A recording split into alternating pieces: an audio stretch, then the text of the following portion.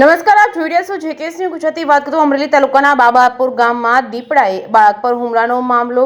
મૃતદેહને Amreli civil hospital ખાતે ખસેડતા ગામના લોકો હોસ્પિટલ ખાતે દોડી આવ્યા હતા। બાબાપુર, તરવડા, વાકિયા, મેડી, સરંભડા, મોટા ભંડારિયામાં દીપડાના આતંકથી રહીશો થયા છે પરેશાન।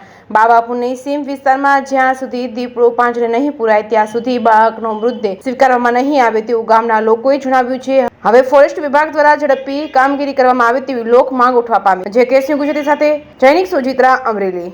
આજે સાંજે 7 વાગે અંદાજે બાબાપુર ખેડૂતની વાડીએ જે તરવડા ગુરુકુલની બાજુમાં જ આવેલી છે અને ત્યાં એમપીના મજૂર રહેતા હતા। મજૂરના નાના જે બાળકો છે એ હતા, એમાંથી એક 7 થી 8 વર્ષના છોકરાને દીપડો છે એ ઘસડીને લઈ ગયો, હુમલો કર્યો અને જાન લેવા હુમલો કર્યો। બાળકનો જીવ છે, પ્રાણ છે, ત્યાં જતો રહ્યો। આવા હુમલા અવારનવાર થાય છે, છતાં પણ તંત્ર જાગતું નથી। છેલ્લા 10 વર્ષથી તરવડા છે, બાબાપુર છે, વાકિયા છે, મેડી છે, સરંભડા છે, એમાં લગભગ 8 થી 10 દીપડા છે એનો ત્રાસ છે।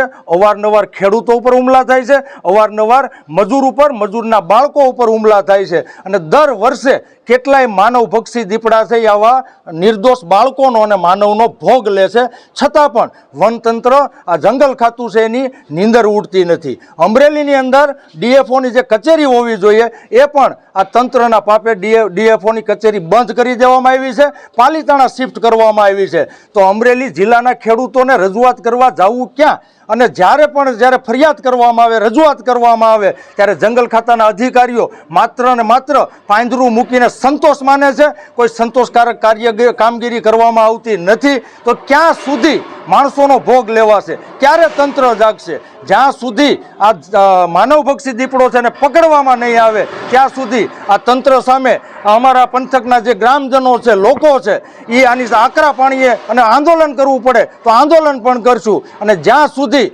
આ માનવભક્ષી દીપડાને પકડવામાં નહીં આવે ત્યાં સુધી આ 7 થી 8 વર્ષના નાના બાળકની જે લાશ છે એનો સ્વીકાર કરવામાં નહીં આવે।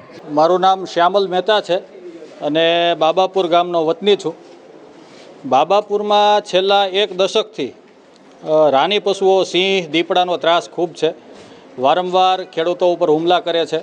આજે એક એવી ઘટના બની છે કે પરપ્રાંતીય મજૂરો જે વાડીમાં રહી અને મજૂરી કામ કરતા હોય એમના એક 7 વર્ષના માસૂમ બાળકને દીપડાએ ફાડી ખાધેલ છે।